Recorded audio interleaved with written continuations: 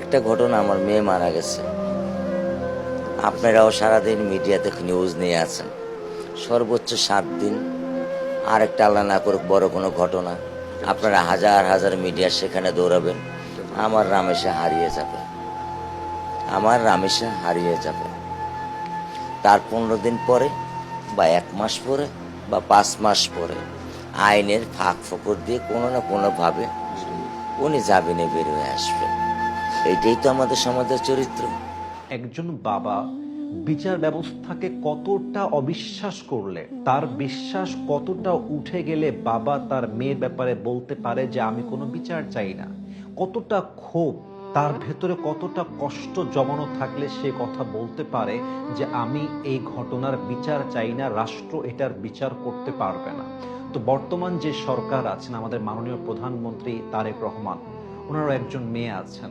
আচ্ছা, একবার ভাবেন তো, উনি যদি একজন সাধারণ নাগরিক হতেন এবং ওনার মেয়ের সঙ্গে আল্লাহ না করুক এই ঘটনা ঘটতো, তিনি বাবা হিসেবে কিভাবে এটা অ্যাকসেপ্ট করতে পারতেন?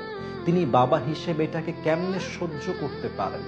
আচ্ছা, আপনি নিজেকে একবার এখানে দাঁড় করান তো রামিসার বাবার জায়গায়। যদি আপনার মেয়ের সঙ্গে আজকে এমন হতো, যদি আপনার মেয়ের গলাকে কেটে ফেলা হতো, যদি আপনার নিষ্পাপ বাচ্চাকে রেপ করা হতো, আপনি কি অ্যাকসেপ্ট করতে পারতেন?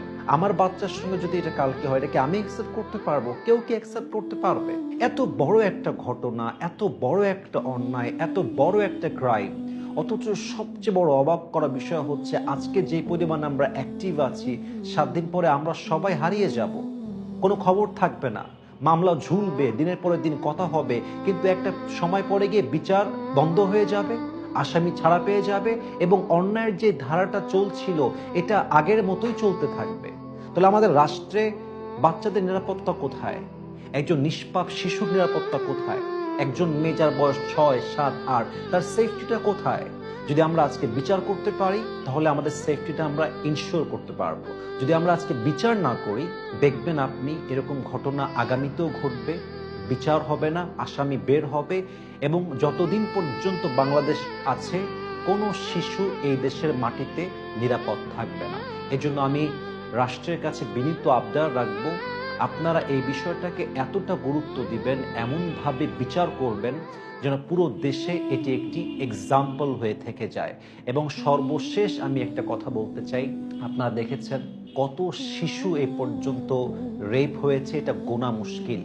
আপনারা দেখেছেন ওসমান হাদির মতো একজন প্রতিবাদী যুবককে রাস্তায় ওপেনলি গুলি করে শুট করা হয়েছে, এই পর্যন্ত আমরা পরিপূর্ণ বিচারটা দেখতে পারি নাই। আমাদের দেশের বিচার ব্যবস্থা এতটা দুর্বল হয়ে গিয়েছে যে অন্যায়কারী অন্যায় করার পূর্বে একটাবার ভাবতেও চায় না। মাদক ব্যবসায়ী ধরা পড়তেছে, মিডিয়ার সামনে সে হাসতেছে। এই জন্য যতক্ষণ পর্যন্ত বিচার অ্যাক্টিভ না হবে, সঠিক বিচার না হবে, এই দেশে অন্যায়কে রুখে দেওয়া যাবে না। আমি আশা রাখবো রাষ্ট্র অ্যাকশন নিবে, বিচার করবে এবং ইনশাআল্লাহ আমরা চাইবো নিরাপদ বাংলাদেশ আমরা আগামীতে গড়বো। আল্লাহ আমাদেরকে তৌফিক দান করুক, আমিন।